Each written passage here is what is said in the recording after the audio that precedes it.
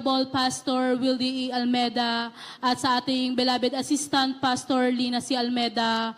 Greetings po sa beloved Almeda family, beloved preachers, beloved workers, at sa beloved brethren. Pinapasalamatan ko po ang pagkakataong ito na purihin, dakilain, sariwain ang mga dakila niyang gawa sa aming buhay. Nung makilala kami dito sa gawain ng Jesus Miracle Crusade, ang beloved parents ko po, taglay po namin ang sakit na hika na yan. Yung sakit na hika po na yan, tatlo po, noong mga panahon na yun, tatlo po kaming magkakapatid. Yung tatlo po kami, tatlo po rin po kaming may sakit na hika. Lahat ng po ng mga vitamins, gamot na nire-reseta sa amin ng hospital, ng doktor na yan, binibili po ng beloved parents ko. Sa madaling salita, yung mga kinikita po ng beloved parents ko ay napupunta lang po sa hospital at saka sa mga gamot po namin. Nung makakilala po ang beloved parents ko rito sa gawain ng Jesus Miracle Crusade, patuloy na pagdalo, patuloy na pananalangin. Isang araw po, makalipas mga ilang araw na nagugulat na lang po sila na every week po kaming nasa hospital, namamalayan po nila na hindi na rin po kami dumadating sa pumupunta sa hospital na yan. Pinagpala po kami ng ating pinakamamahal na Panginoon Jesus. Nakamtan po namin yung kagalingan. Hanggang sa mga oras na to, hindi na po kami sinusumpong ng hika. Amen. Hallelujah. Hallelujah. Ang binabasalamatan ko po sa ating pinakamamahal na Panginoon Jesus hanggang sa magkaroon po ako ng pamilya. Ang beloved husband ko po, anong mga panahon na yun, sanlibutan po ng mapangasawa ko po yan. Nandiyan po yung samot-saring bisyo po ng kalalakihan. Bagamat ganun yung sitwasyon, hanggang nagkaroon po kami ng isang anak. Yung anak ko po na yun, ginamit ng pinahintulutan ng Panginoon na gamitin upang makakilala po ang beloved husband ko. Nagkaroon po ng sakit na bronchopneumonia sa age po ng 6 months lang po yung beloved son ko na yan. Laging ganun po yung sakit ng beloved son ko na yan, broncho or pneumonia. Minsan nagsasabay po yan.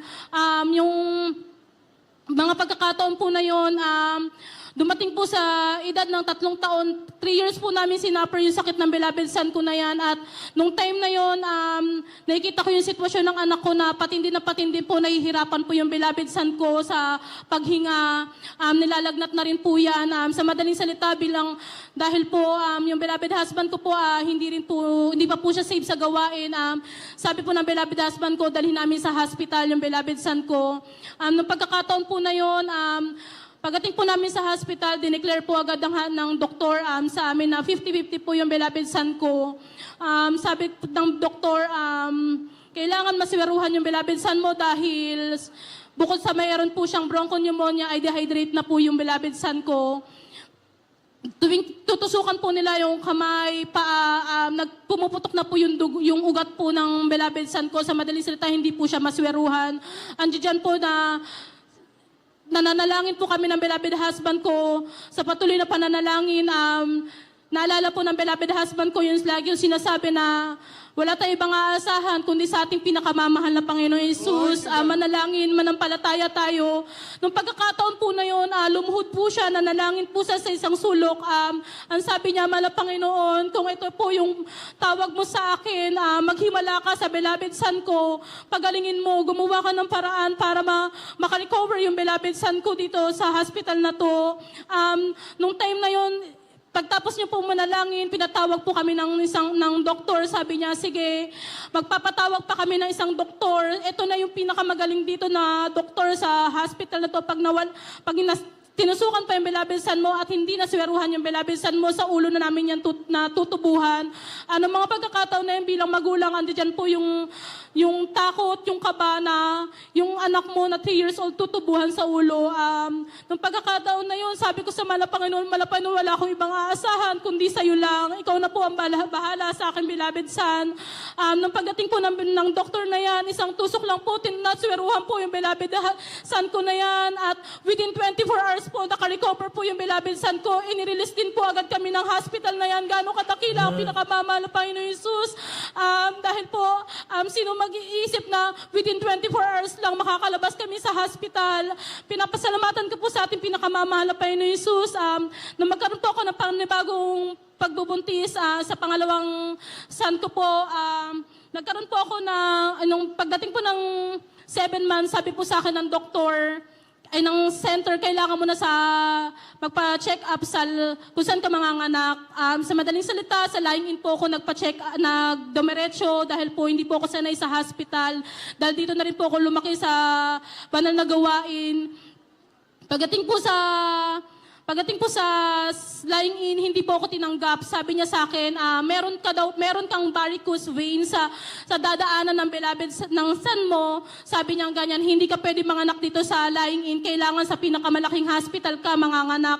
Dahil anytime pwede siyang bumara sa dadaanan ng baby mo or magkakaroon ka ng internal bleeding dahil gagasgas daw po yun sa baby kong lalabas. Nung mga pagkakataon na yun, wala akong ibang isinabi, Panginoon, ikaw nagbigay nito, ikaw rin po maglalabas nito. Sa madaling salita, sumunod po kami sa lying-in, dumiretso po kami sa hospital. Pagdating po sa hospital, laboratory, chinek up din po ako, ganun pa rin po yung sabi ng doktor sa amin. Sa madaling salita, niresetahan po ako ng samot-saring gamot, napakarami at napakalalaki pong tabletas. Ngunit, sabi ko sa Panginoon muli, Panginoon, tumanda na ako dito sa banal na gawain na hindi ako umiinom ng gamot. Muli sa pagkakataon na to, magpakita ka ng himala. Walang imposible sa iyo, Panginoon. Noong mga pagkakataon na yon, hindi po namin yan binili yung gamot na yan. Tuloy-tuloy po yung buwan na dumadaan. Hindi po ako nagtitake ng gamot. Pagdating ng 8 months, nagpa-check up na naman po kami. Pinapagalitan ako ng doktor kasi wala pong pagbabago yung sitwasyon ko. Pagdating po ng 9 na buwan, sabi niya sa akin, paano yan? Hindi nagbabago yung sitwasyon ng varicose mo. Sabi niya ganyan. So possible cesarean ka. So maghanda ka na ng pera, maghanda ka na. Ang dami niya pong pinaprepare sa akin. Pero sa wala po akong ibang inisip. Sabi ko, Panginoon, wala po akong ibang kakapitan, wala po akong tatawagin kundi ikaw. Pagdating po sa emergency room, andyan na po na piniprepare na po nila yung mga gagamitin dahil sabi po nila isisaryan nga daw po ako. Pero bago po ako masisaryan, bago po nila igawin yung cesarean na yun, chinek ulit po nila ako pag IE po ng doktor na yan. Kahimalaan po ng pinakamamalapay ni Jesus, nag-normal po yan, nag-okay po yan, lumiit po yung varicose ko. Wala po akong iniinom na gamot. Nailabas ko po ng normal ang second baby ko. Gano'ng katakila ang pinakamamahal ng Panginoon sa aming buhay. Panginoon. Muli, pinakita niya po ang kahimalaan sa aming buhay. Pinapasalamatan ko po sa ating pinakamamahal na Panginoon. Pagdating po dati po akong choir, nung singles youth choir. Pagdating po ng mag-asawa po ako, bumaba po ako ng choir. Muli po akong tinawag natin pinakamamalapay noon, pero hindi po ako, sa sobrang katigasan ng ulo ko, nakipagmatigasan ako, hindi po ako talaga tumutugon sa ating pinakamamalapay ni Jesus. Isang araw, ginamit po pinahintulutan po ng Panginoon na magkaroon po ng sakit yung beloved son ko. Sumakit po yun siya ng beloved son ko, ng second son ko na yan. Almost 1 month po kami nagsuffer sa hospital dahil po lahat po ginagawa sa beloved son ko dahil po pasintabi po sa kumakain, dumuduwal po yung beloved son ko na yan. Pag sumuka po yan, lupay-pay na po yan, hindi mo na po makakausap ang beloved son ko na yan. Nung pagkakataon na yun, napilitan na po kaming dalhin sa hospital ang beloved son ko dahil po natatakot kami or nangangamba kami na ma-dehydrate po yung beloved son ko. Anong pagkakataon nila, pagdating namin sa hospital, laboratory po yung beloved son ko, lahat po CT scan and x-ray, ihi, dumi, lahat po nila ginawa po sa beloved son ko. Ngunit wala pong nakitang findings ang mga doktor na yan. Pero patuloy po yung pagsakit ng tiyan ng beloved son ko. Almost 1 month po kami nagsuffer na yan. Pero isang araw sabi ko, Panginoon, kung ito ang isa ako sa mga pinili mo upang maglingkod at bumalik sa bilang mga awit.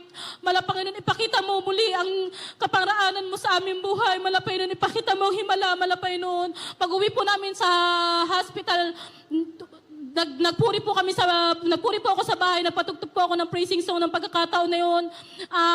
Yung almost 1 month po na hindi kami nakakatulog ng maayos, gaano kadakilang Panginoon, pinatulog po yung beloved son ko na yan. At pagkagising niya po kinaumagahan, inobserbahan ko po yung beloved son ko na yan, hindi na po sumakit yung tiyan niya, hindi na po siya sumuka, hanggang sa dumalo po kami at dalo po namin yan, nagpaalam po ako bilang magpa-under observation bilang mga awit at kahabagan ng Panginoon, hindi man karapat dapat 2 years na po akong ginagamit bilang